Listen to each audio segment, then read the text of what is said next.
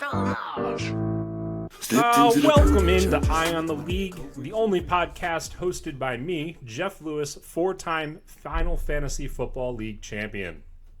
All right, let's hop right into it this week. We're going to start with the breakdown of last week's matchups.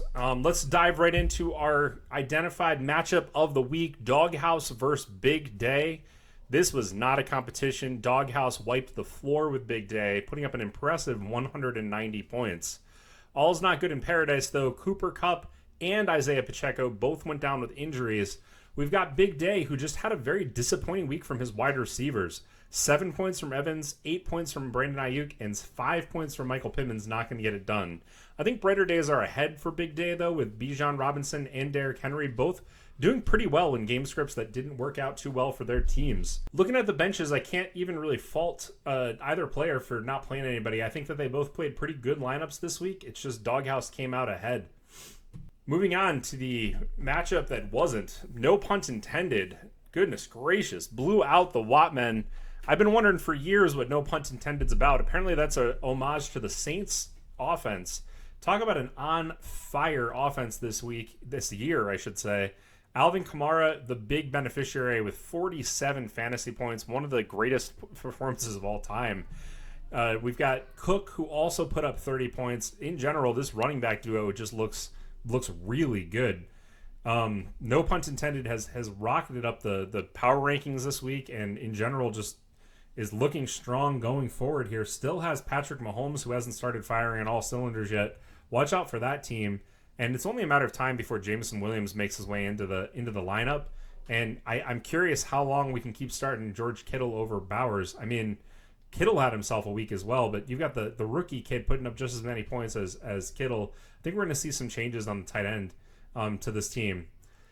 Oh, the Watmen. What a calamitous year so far. I mean, we've got Jamar Chase, who looks like he doesn't want to be on the field.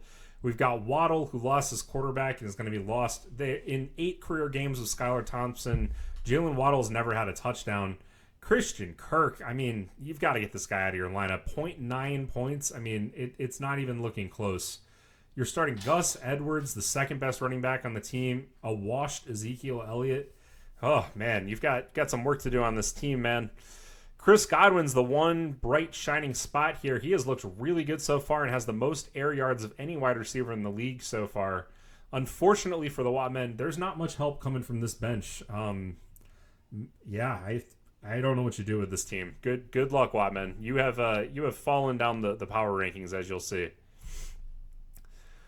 We had a match that turned into it was close for a bit there, but I was able to rise above Coach Klein. This team that I've built is just really strong on running back, and it's going to be hard for others to kind of overcome that. I mean, I got 31 out of Devon Achane, 25 out of Hall, and on a really down game for Barkley with no touchdowns, still managed to get 19 points. This is allowing my team so far to overcome these 0s and 4 points from the wide receiver position. First trade of the year has gone off, hopefully bringing a little bit of help to this wide receiver corps. And yeah, hopefully better days ahead from Sam Laporta. I feel really good about this team. In general, I think that the baseline number of points that I'm getting from the running back position is able to absorb these really low wide receiver weeks. And Marvin Harrison Jr., what a quarter for that kid. He had 31 points, and they were all in the first quarter. Coach Klein, Tua Tagovailoa gone for the year. Drake London, I just killed my weekend, honestly, with his last-minute touchdown. Congratulations on that. I'm curious what you're gonna do with this team here, Klein. You got some good players there. Got to get everybody up to work. I think you can use one of those playbooks that you left with another one of your staffs. Get some magic going for this squad. Moving on, we've got the New England Chowdas against Blowout. This was the actual matchup of the week. New England Chowdas looked like they had this matchup in the bag. I was pre-sending congratulations texts over there. Not an amazing performance, but typically in our league, 150 points is enough to win. Just didn't get to that threshold, but had the lead all the way up until late in the game with the Eagles. It was a late kind of nothing pass to Dallas Goedert for 2 points that ended up putting Blowout over the top there. Heartbreak loss for New England Chowdas. Nice bounce back win for Blowout. Great matchup between these two, and I think we're going to see a lot of good matchups with both of these players moving forward. Finally, Wow, what a matchup between the Ootsy Pootsies and the Purple Herbies. I gotta just take my hat off to the Ootsy Pootsies. I mean, the name change, loving it. You got great performances from your players. You're gonna have a little bit of an injury scare here with Justin Jefferson, but I think he's gonna be just fine. Zay Flowers showed up with that Lamar Jackson stack in the surprising loss. I just a lot of good things to say about this team. You almost got to that magical 150 mark.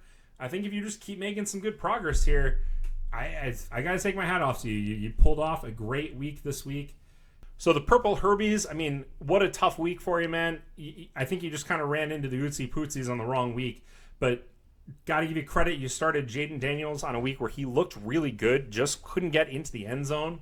Tyreek Hill was obviously hurt with that injury to the quarterback. In general, that Bills defense looks like it is legit. Love Devontae Smith. Surprise elevated position this week with no A.J. Brown. It definitely hurt Coach Klein as well. I forgot to mention that. I think he probably would have come out ahead if that would have gone his way.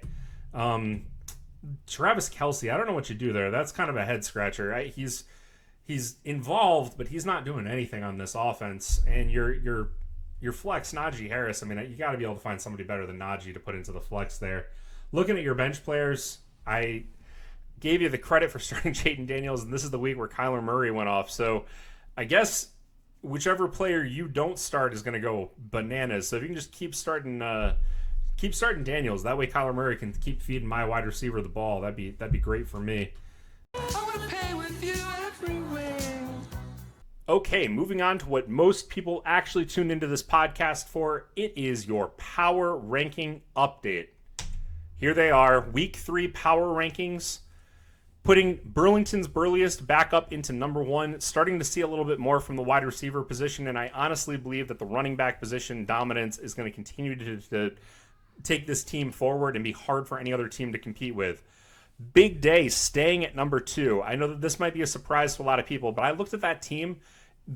I can't believe that those wide receivers have underperformed so far this year.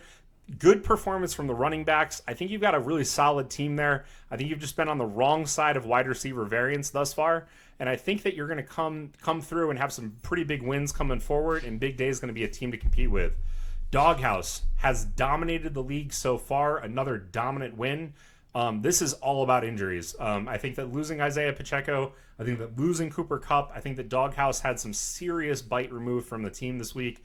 I believe in Doghouse to rebuild the team. I think J.K. Dobbins coming onto the squad is going to help, and I think that you're going to have a strong year going forward, but I had to move you out of that top spot. No punt intended with a huge move up. I mean, you can't put up 200 points by accident. Great week, and I think you're going to have great weeks moving forward. Blowout, had to make room for no punt intended, but pretty much see this team the same way. New England Chowders, yeah, you're tough, man. I don't know if you belong in number 6. I just can't see moving you up yet. It's an interesting squad. You've been able to pull together a win. You've had an unfortunate loss here. Big matchup this week against the Burliest squad. Let's see how things progress. Ootsy Pootsies out of the basement. You are up at 7th place. I've got our 2 no winless teams at the bottom here. Had to move you above those now that you've joined the winners column. And just love the name, honestly. Purple Herbies and the Wattmen. Got bad news, guys. You guys have found the bottom 2 slots of the power rankings. Good news for the Wattmen is that the last team in this spot came through with a win the next week, so maybe you'll turn things around. All right, here we go. We're looking at the rankings. This is how we stand after 2 weeks. These are the actual standings. Doghouse has taken a commanding lead of the league. I'm right behind at Burlington's Burliest. We're both 2-0. We've got the majority of the league sitting at 1-1. You'll notice that no punt intended now has the most points for after that 200-point week. New England Chowders right behind, and there is a gap to Blowout. Kind of sticking my neck on the line for Blowout to be above the Chowders in the power rankings. I don't think he'll sit Devontae Adams again in the future, but we'll see what he does with that team. At the bottom, we've got the Wattmen and Coach Klein, both without a win so far. I think injuries have been tough for both these teams, but I believe in both these managers to turn this around. Something I like this year that's been going on, we've had a lot of moves and a lot of actual action in the league this year. Good job, guys. All right, let's wrap up this podcast. Let's look at the week 3 matchups. Starting off, it's the matchup of the week this week, guys. It's Burlington's Burliest versus the New England Chowders. This matchup terrifies me. It terrifies me every time it happens. In week 3 of 2013, we had a match off where I was favored to win, and I lost by 0.02 points. It is the closest margin of loss that anybody in our league has ever had, and I feel like this is going to be another razor-thin margin, and I'm just hoping that I come out on the right side of it. I know that the New England Chowdas hasn't been on the top side of the power rankings, but I still haven't gotten that wide receiver position figured out on my end. And New England Chowders seems to always find a way to get the best out of his players no matter where they're ranked by the experts. We've got Big Day by the Wattmen versus the Wattmen. Both teams have been kind of going backwards here, but I got to think that Big Day is going to come through. Wide receivers are finally going to deliver. Wattmen has some serious needs at running back. Blowout versus Doghouse was a serious contender for matchup of the week until I looked at the injuries that Doghouse has. I believe that Blowout's going to come out on top. Coach Klein versus the Purple Herbies. Coach Klein had a rough week this week. I think this is going to come down to A.J. Brown's availability. If A.J. Brown can play, I think Coach Klein is going to come through. Purple Herbies has some strong players, has a solid strategy to that team. Just needs things to break a little bit better for them. But we'll see how that one. I can't wait to watch that one play out. Ootsy Pootsies versus no punt intended. Sorry, Ootsy Pootsies, you're losing this week as well. But good job on the improvement. And that's all I got for you guys tonight. I hope you guys have a great night. See ya.